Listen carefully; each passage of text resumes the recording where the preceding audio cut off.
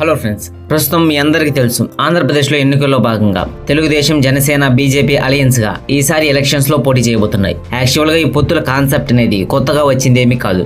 దేశంలో చాలా పార్టీలు పొత్తులు పెట్టుకోవడం జరిగింది. అయితే ఈ రోజు ఈ వీడియోలో ఆంధ్రప్రదేశ్లో జరిగిన ఎన్నికల్లో ఇప్పటి వరకు ఏ పార్టీలు పొత్తులు పెట్టుకున్నాయి, ఆ ఎన్నికల్లో పొత్తులు పెట్టుకున్న పార్టీలు గెలిచాయా లేదా, అండ్ ఫైనల్గా పొత్తుల వల్ల లాభమా నష్టమా అన్న విషయాల గురించి తెలుసుకుందాం. ఆంధ్రప్రదేశ్ ఎన్నికల్లో మొదటిసారి 1994లో ప్రధాన రాజకీయ పార్టీలు పొత్తు పెట్టుకున్నాయి. అంతకుముందు ఎలక్షన్స్లో అంటే 1985 ఎలక్షన్ టైంలో తెలుగుదేశం పార్టీ 202 సీట్లలో విజయాన్ని సాధించి గవర్నమెంట్ని ఫామ్ చేసింది. కానీ 1989 వచ్చేసరికి టీడీపీ ప్రభుత్వంపై ప్రజలలో వ్యతిరేకత రావడం మొదలైంది. దీనివల్ల కాంగ్రెస్ మళ్లీ ఆంధ్రప్రదేశ్లో తన బలాన్ని పెంచుకుంది. అనుకున్నట్లే ఈ ఎన్నికల్లో కాంగ్రెస్ భారీ విజయాన్ని సాధించింది. పోటీ చేసిన 294 సీట్లలో 181 సీట్లను కాంగ్రెస్ గెలిచింది. ఆ ఎన్నికల్లో టీడీపీ కేవలం 74 సీట్ల వరకు మాత్రమే పరిమితమైంది. పార్టీని పెట్టిన తర్వాత టీడీపీ ఇంత దారుణంగా ఓడిపోవడం అనేది ఇదే మొదటిసారి. దీంతో 1994లో జరిగే ఎలక్షన్స్లో ఎలాగైనా గెలవాలని టీడీపీ రాజకీయ పొత్తుకు సిద్ధమైంది. ఈ ఎన్నికల్లో ఇండియన్ నేషనల్ కాంగ్రెస్ 294 సీట్లలో పోటీ చేస్తే, భారతీయ జనతా పార్టీ 280 సీట్లలో, ఎంబీటీ పార్టీ 9 సీట్లలో, ఆల్ ఇండియా ఎంఐఎం పార్టీ 20 సీట్లలో పోటీ చేసింది. అండ్ అలాగే తెలుగుదేశం పార్టీ లెఫ్టినెంట్ పార్టీలైన సిపిఎం, సిపిఐ పార్టీలతో పొత్తును పెట్టుకుంది. ఇందులో భాగంగా 288 సీట్లలో పోటీ చేసింది. ఇలా పోటీ చేసిన 288 సీట్లలో టీడీపీ 251 సీట్లు, సిపిఐ 21 సీట్లు, సిపిఎం 16 సీట్లలో పోటీ చేసింది.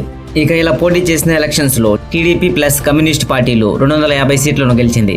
ఈ 250 సీట్లలో తెలుగుదేశం పార్టీ 216 సీట్లను గెలిచింది. దీంతో ఎన్టీఆర్ గారు మూడోసారి చీఫ్ మినిస్టర్గా ఎన్నికయ్యారు.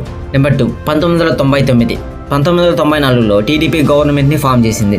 దీనికి ఎన్టీఆర్ గారు చీఫ్ మినిస్టర్గా ఎన్నికయ్యారు.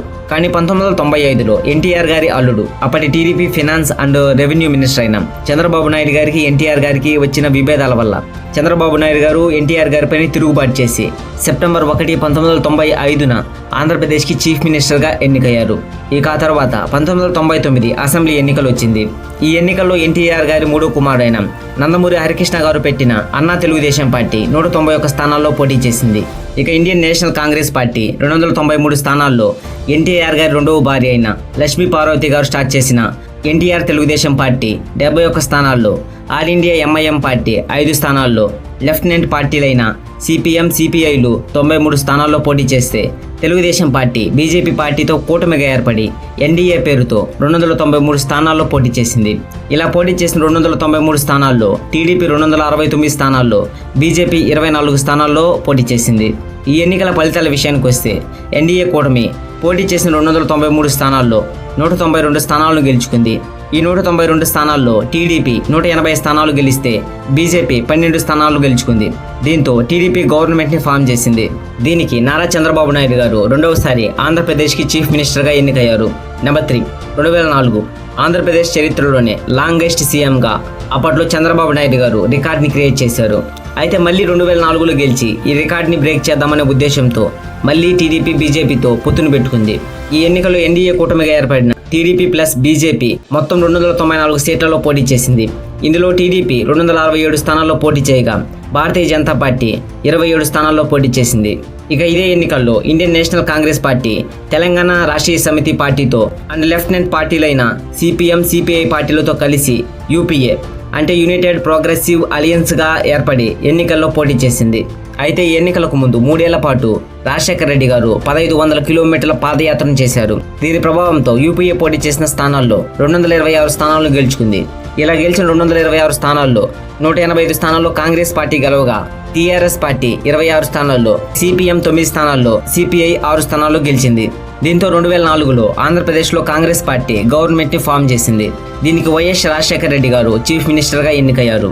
నెంబర్ 4, 2009 ఆంధ్రప్రదేశ్ అసెంబ్లీ ఎన్నికలు. ఈ ఎన్నికల్లో జరిగిన పోటీ మామూలు పోటీ అయితే కాదు. 2004 ఎన్నికల్లో గెలిచిన కాంగ్రెస్ పార్టీ రైతులకు ఉచిత కరెంట్, పేదలకు హెల్త్ ఇన్సూరెన్స్ అండ్ 108 అంబులెన్సులు, ఆడవారికి తక్కువ వడ్డీకే రుణాలు, ₹2 కిలో బియ్యం, ఫీజు రింబర్స్మెంట్ ఇలా చాలా స్కీమ్స్ని అమలుపరిచి 2009 ఎన్నికల సమయానికి ఎలాంటి పొత్తు లేకుండా 294 స్థానాల్లో కాంగ్రెస్ పార్టీ పోటీ చేసింది. ఇక ఇదే ఎన్నికల్లో మెగాస్టార్ చిరంజీవి గారు కొత్తగా ప్రజారాజ్యం పార్టీని పెట్టి 288 స్థానాల్లో పోటీ చేశారు. అలాగే బీజేపీ పార్టీ కూడా ఎటువంటి పొత్తులు లేకుండా 271 స్థానాల్లో పోటీ చేసింది. ఇక టీడీపీ కాంగ్రెస్ పార్టీని, ప్రజారాజ్యం పార్టీని, బీజేపీని ఎదుర్కోవడానికి టీఆర్ఎస్, సిపిఎం, సిపిఐలతో పొత్తు పెట్టుకుని మహాకూటమి పేరుతో ఈ ఎన్నికల్లో పోటీ చేసింది. ఇక ఎన్నికల ఫలితాల విషయానికి వస్తే కొత్తగా పార్టీని పెట్టిన మెగాస్టార్ చిరంజీవి గారు 18 స్థానాలకే పరిమితమయ్యారు. అలాగే మహాకూటమిగా ఏర్పడిన 4 పార్టీలు మొత్తం కలిసి 107 స్థానాలను గెలిచింది. ఇక ఒంటరిగా పోటీ చేసిన కాంగ్రెస్ పార్టీ 294 స్థానాల్లో 156 స్థానాలను గెలిచింది. దీంతో వరుసగా రెండవసారి వైఎస్ రాజశేఖర రెడ్డి గారు చీఫ్ మినిస్టర్ గా ఎన్నికయ్యారు. నంబర్ 4 2014. 2009లో కాంగ్రెస్ పార్టీ గెలిచిన కొన్ని రోజులకే chief minister YS Rajasekhara Reddy గారు హెలికాప్టర్ ప్రమాదంలో మరణించారు. దీంతో ఆంధ్రప్రదేశ్ రాజకీయాలతో పాటు ఆంధ్రప్రదేశ్ కూడా చాలా అల్లకల్లోలమైన పరిస్థితిని ఎదుర్కొంది. ఇక వైఎస్ రాజశేఖర రెడ్డి గారి కొడుకు వైఎస్ జగన్మోహన్ రెడ్డి గారు కాంగ్రెస్ పార్టీతో ఏర్పడిన విభేదాల వల్ల కాంగ్రెస్ పార్టీకి రాజీనామా చేసి 2011లో యువజన శ్రామిక రైతు కాంగ్రెస్ పార్టీని స్థాపించాడు. ఇక 2014 నాటికి ఆంధ్రప్రదేశ్ రెండుగా విడిపోయి తెలంగాణ, ఆంధ్రప్రదేశ్ రాష్ట్రాలుగా ఏర్పడింది. ఇదే సంవత్సరంలో ఆంధ్రప్రదేశ్ అసెంబ్లీ ఎన్నికలు కూడా జరిగింది. ఈ ఎన్నికల్లో వైఎస్ జగన్మోహన్ రెడ్డి గారు స్థాపించిన వైఎస్ఆర్ కాంగ్రెస్ పార్టీ 175 స్థానాల్లో పోటీ చేసింది. ఇక టీడీపీ ప్లస్ బీజేపీ పొత్తుతో జనసేన సపోర్ట్ తో 175 స్థానాల్లో పోటీ చేసింది. ఈ ఎన్నికల ఫలితాల విషయానికి వస్తే వైఎస్ఆర్ కాంగ్రెస్ పార్టీ 67 స్థానాల్లో గెలిస్తే టీడీపీ ప్లస్ బీజేపీ 102 స్థానాల్లో గెలిచి గవర్నమెంట్ ని ఫామ్ చేసింది. కొత్తగా ఏర్పడిన ఆంధ్రప్రదేశ్ రాష్ట్రానికి మొట్టమొదటి చీఫ్ మినిస్టర్ గా నారా చంద్రబాబు నాయుడు గారు ఎన్నికయ్యారు. నంబర్ 5 2019. నిజానికి 2014 ఎన్నికలకు ముందు పొలిటికల్ అనాలిసిస్ అండ్ చాలా సర్వేలు వైఎస్ఆర్సీపీ పార్టీకి అనుకూలంగా నిలిచింది. కానీ టీడీపీ సీనియారిటీ మరియు చంద్రబాబు నాయుడు గారికి ఉన్న పరిపాలనా అనుభవం కారణంగా ప్రజలందరూ టీడీపీకే ఓటు వేసి గెలిపించారు.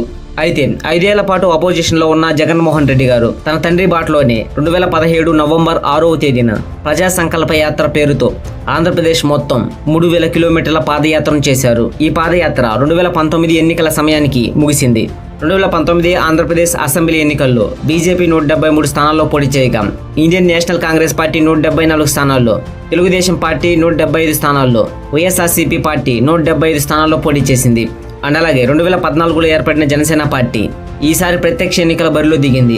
ఇందులో భాగంగా జనసేన బహుజన సమాజ్వాదీ పార్టీ, సిపిఎం, సిపిఐ పార్టీలతో పొత్తు పెట్టుకుని మొత్తం 172 స్థానాల్లో పోటీ చేసింది. ఈ 172 స్థానాల్లో జనసేన 137 స్థానాల్లో పోటీ చేయగా బీఎస్పీ 21 స్థానాల్లో, సిపిఎం 7 స్థానాల్లో, సిపిఐ 7 స్థానాల్లో పోటీ చేసింది. ఈ ఎన్నికల్లో జగన్మోహన్ రెడ్డి గారు చేసిన ప్రజా సంకల్ప యాత్ర ప్రభావంతో ప్రజలందరూ వైఎస్ఆర్ కాంగ్రెస్ పార్టీ వైపే చూశారు. పోటీ చేసిన 175 స్థానాల్లో 151 స్థానాలతో భారీ మెజార్టీతో వైసీపీ పార్టీ గెలిచింది. తెలుగుదేశం పార్టీ 23 స్థానాలకే పరిమితమైంది. అలాగే Janasena party BSP and lieutenant పార్టీలతో కలిసి పోటీ చేసిన 172 స్థానాల్లో కేవలం 1 సీటును మాత్రమే గెలుచుకుంది. అలా గెలిచిన 1 సీటు కూడా జనసేన పార్టీదే. ఇక 151 స్థానాల్లో గెలిచి వైఎస్ఆర్ కాంగ్రెస్ పార్టీ గవర్నమెంట్ ని ఫామ్ చేసింది. దీనికి వైఎస్ జగన్మోహన్ రెడ్డి గారు ఆంధ్రప్రదేశ్కి చీఫ్ మినిస్టర్గా ఎన్నికయ్యారు. 2024, 2019 తర్వాత మళ్ళీ ఇప్పుడు ఆంధ్రప్రదేశ్లో ఎన్నికలు చాలా రసవత్తరంగా ఊపందుకుంది. ఈ ఎన్నికల్లో ఎలాగైనా వైసీపీ పార్టీని ఓడించాలనే ఉద్దేశంతో టీడీపీ, జనసేన, బీజేపీ కూటమిగా రాబోతున్నాయి. అండ్ అలాగే ఇండియన్ నేషనల్ కాంగ్రెస్, లెఫ్టినెంట్ పార్టీలైన సిపిఎం, సిపిఐ పార్టీలతో కూటమిగా ఇండియా అనే పేరుతో 175 స్థానాల్లో పోటీ చేయబోతుంది. ఇందులో కాంగ్రెస్ 159 స్థానాల్లో పోటీ చేస్తే సిపిఐ 8 స్థానాల్లో, సిపిఎం 8 స్థానాల్లో పోటీ చేయబోతుంది. వైఎస్ఆర్ కాంగ్రెస్ పార్టీ 175 స్థానాల్లో పోటీ చేస్తుంది. ఇక TDP plus Janasena plus BJP కూటమిగా 175 స్థానాల్లో పోటీ చేయబోతుంది. ఇందులో భాగంగా టీడీపీ 144 స్థానాల్లో పోటీ చేయగా జనసేన 21 స్థానాల్లో పోటీ చేస్తుంది. అండ్ భారతీయ జనతా పార్టీ 10 స్థానాల్లో పోటీ చేయబోతుంది. ఇక ఈ ఎన్నికల ఫలితాలను మే 13న ప్రజలే నిర్ణయించబోతున్నారు. సో ఇది ఫ్రెండ్స్, ఇప్పటి వరకు ఆంధ్రప్రదేశ్లో అలయన్స్గా ఏర్పడిన రాజకీయ పార్టీలు.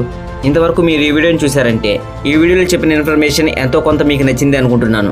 సో నచ్చితే తప్పకుండా ఒక లైక్ చేసి మన ఛానల్ని సబ్స్క్రైబ్ చేసుకోండి. సో ఇలాంటి వీడియోలు మరిన్ని చేయడానికి మాకు కొంచెం మోటివేషన్గా ఉంటుంది.